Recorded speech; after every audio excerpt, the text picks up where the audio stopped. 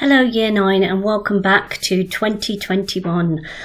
You should have in front of you for this lesson your booklet, the Life's Like That booklet for biology. And at the end of last year we had finished looking at variation and inherited and environmental variation and where DNA was found. We're now going to be looking at reproduction in flowering plants in this lesson, and this will follow a sequence of lessons that will end up with our investigation, and hopefully we'll be back in school to conduct that investigation and collect some data. So you will need to turn to page 50 for me, please. Now I'm hoping that you can remember back in year 7 when you did some online work in living things, Pollen Park. If not, just to give you a little refresher of what that looks like, you can find the email address on Pollen Park in year 7 Moodle work, and it takes you to this little animation, and basically you're a bumblebee and you've got to collect pollen and you go through a series of tasks, okay, to be able to label up the flowering plant.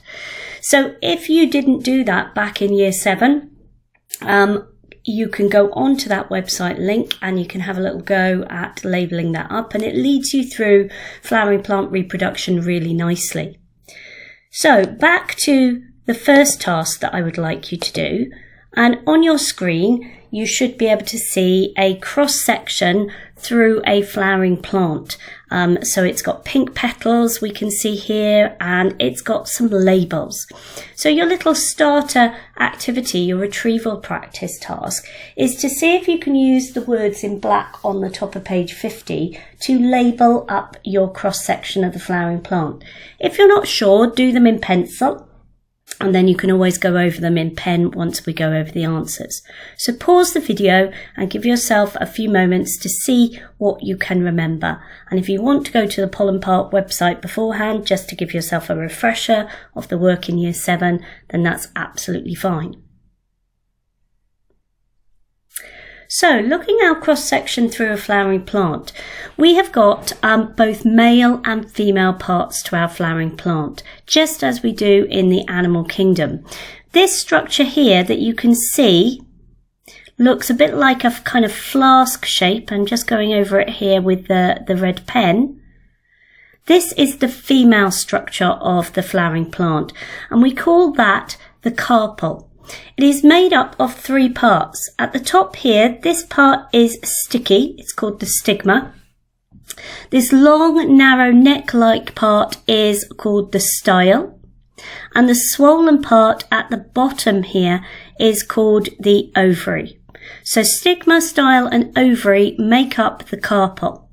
And as I said, this is the female part of the flowering plant, and in there you can see some tiny little what we call ovules. Some flowering plants only have one ovule, some have multiple ovules, okay? At the sides here, I'm going to rub this out so that we can see the male parts now.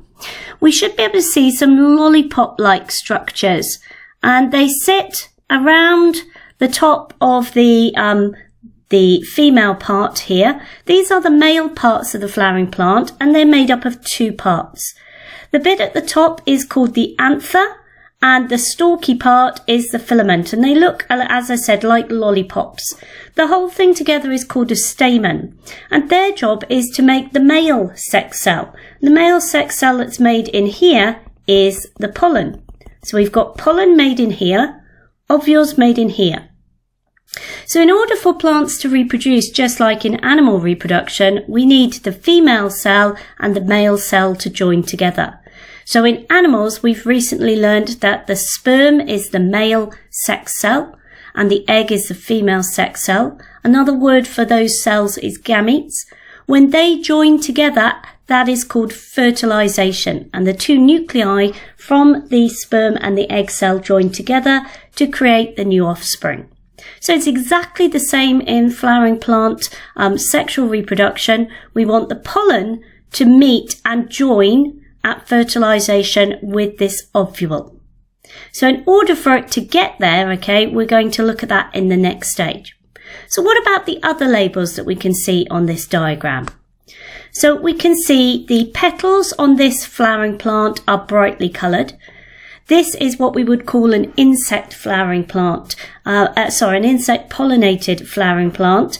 It has bright petals to attract the insects, and occasionally you will see like lines on petals, perhaps sometimes in a different colour, and these are almost like the landing strip lights, okay, to encourage insects, okay, to come into the flower. Now the insects themselves are not actually after the pollen. What they're normally after, which is down here right at the base, is something called the nectar. And the nectar is made in nectaries, not to be confused with nectarines, which are a fruit a bit like a peach, okay? So the insect will come in, and the insect often has a long mouth part called a proboscis, a bit like a long tongue, which it will put into the nectary to get the sweet, sugary liquid out. And as it comes into the flowering plant, it gets brushed with pollen from these anthers, and then it will fly off and visit another plant, and sometimes some of the pollen will stick onto the top of the stigma there. So we're going to cover that pollination a little bit later. So we've labelled up the petals, we've labelled up the female structures, we've labelled up the male structures. The next structure to look at is the outside leaves here. So here we can see them just on the outside of this flowering plant, and these are called the sepals, and they surround the petals and they protect the flower whilst it's in bud until it's ready, until these anthers are starting to mature and the ovary is starting to mature, so that the flower can open, so it gives it the best opportunity for pollination to happen. And right down here at the bottom we have the stem. So if you haven't done so already, please can you add the labels to your diagram, and here they are. There's our stigma, style and ovary, and they make up the female part of the plant called the carpel. We have the ovules inside the ovary. We have the anther and the filament, which make up the stamen. We have the petals, the sepals, and finally the stem. And if you want to add an additional one, you can add here just below the ovary, the nectaries, and that's what the insects are after. So at the bottom of page 50, you've got some questions 1 to 5. It says, what is each carpel made up of? What is each stamen made up of? What is the male sex cell or gamete in a plant called? What is the female sex cell or gamete in a plant called? And describe how the pollen gets from the anther of one flower to the stigma of another. Pause the video and I'd like you to answer those questions. If you need to rewind it to watch any of my descriptions, then please do. So here are the answers to these questions. The carpel, you should have got 3 parts, the stigma, style and ovary. The stamen, 2 parts, anther and filament. The male sex cell or gamete, which is similar to the sperm in animal reproduction, is called pollen. And the female sex cell or gamete, which is similar to the egg in animal reproduction, is called the ovule. Describe how pollen gets from the anther of one flower to the stigma of another. It's normally carried by insects. However, for question 6, when you go over the page to page 51, how does the same thing happen in a plant that does not have brightly coloured petals, such as a grass plant? Is carried by the wind. And the moment a pollen grain lands on a stigma is called pollination. Now, as we said, there are 2 different types of plants. Plants that are pollinated by insects and plants that are pollinated by the wind. I'm going to take you to a short video on BBC Bite Size.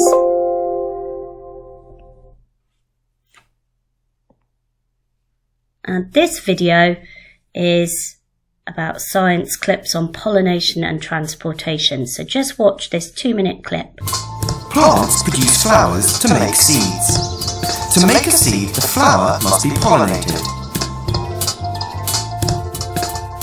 Pollen from the male part of one flower travels to the female part of another flower. where the seeds are made.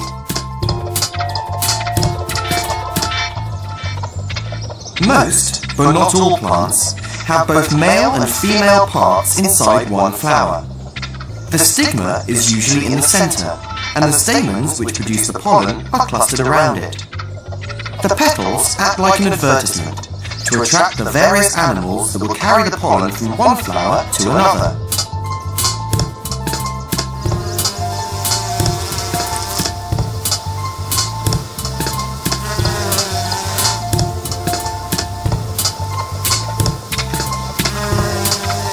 These insects pick up a good dusting of pollen that they then carry to the next flower they visit, where some of the pollen gets brushed off. The flower has now been pollinated, and fertilization can then take place to produce seeds.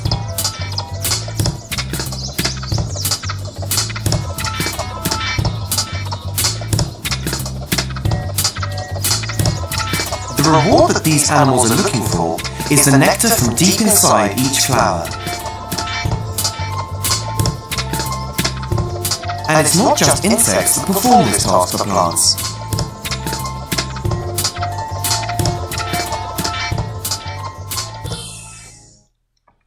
Okay, so that's giving you some examples of different insects and birds that help to pollinate flowers. On page 51 then, you have got a table that we want you to fill in. And the table, let's go through these answers again, sorry, looks like the one on page 51. There is a question just above it. What is the difference between cross-pollination and self-pollination? Well, self-pollination is where pollen in the same flower is transferred to the stigma in exactly the same flower, whereas cross-pollination is where the pollen is carried to a different flower.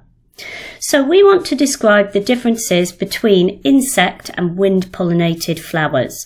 So pause the video, see if you can fill them in yourself first, but what I've done is I've put the answers in this video so that you can see them to have completed. So if we're describing the colour of the petals, we would say that they are quite bright to attract insects. They see them a little bit easier, so they can home in on where the nectar is, as well as help to pollinate the plant.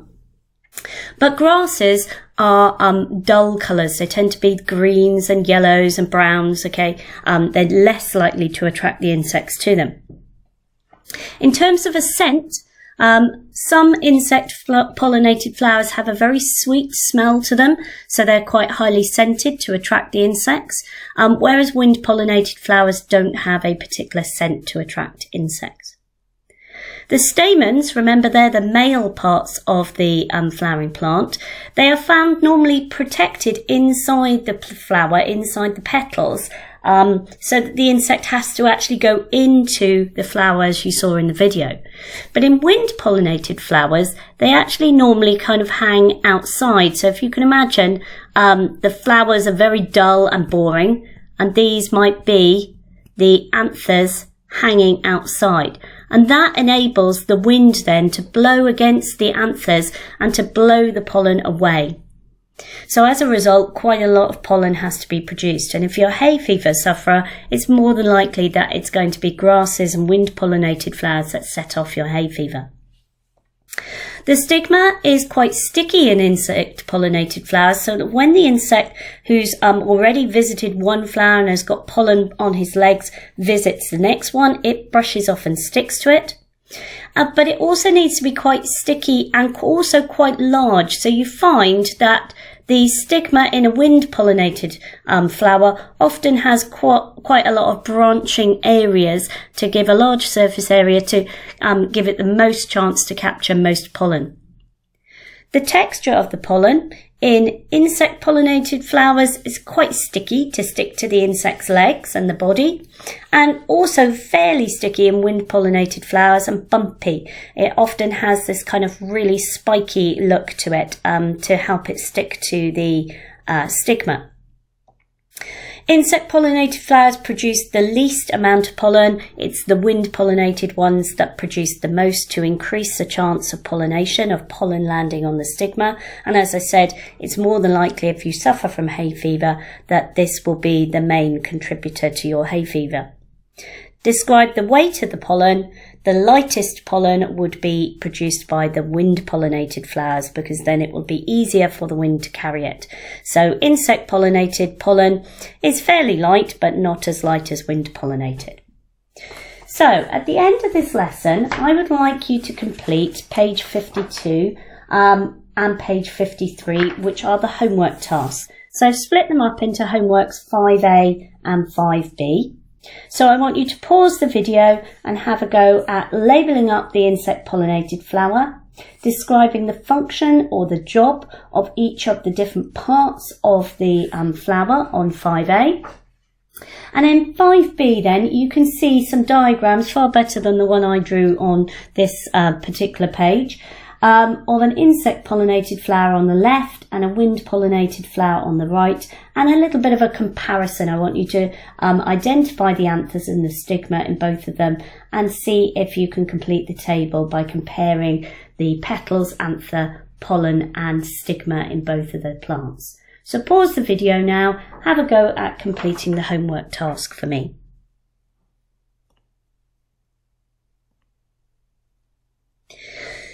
So here's homework 5A.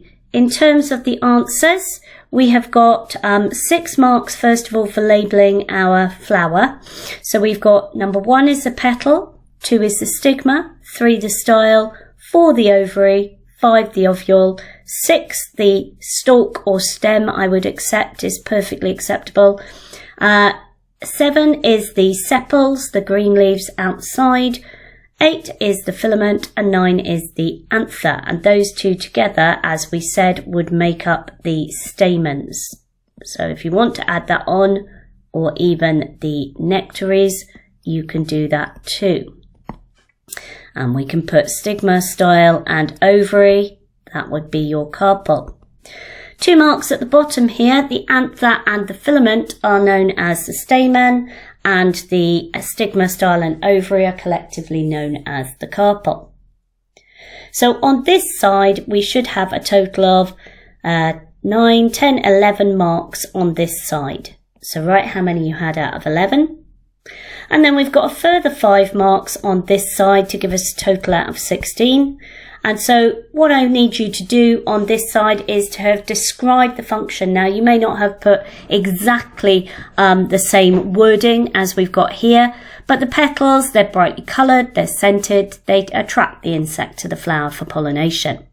The anther is where the male pollen is produced, or gamete. It is a male part of the flower. The stigma is where the pollen or male gamete will land. This is the female part of the flower. The ovary is where the eggs, the female gametes, are produced, and they normally contain a number of ovules, although some flowers do only produce one sometimes. And each ovule contains 1 ovum or equivalent egg cell, so it's the female part of the flower. And the sepal is for protection of the flower before it opens and is still in bud. So then for homework 5, over the page, on page 53, the answers for this are insect pollinated flower. We have our anther, we have our stigma, and we can see here's our quite feathery stigma in the wind pollinated flower, and our anthers hanging outside so that the wind can blow the pollen away.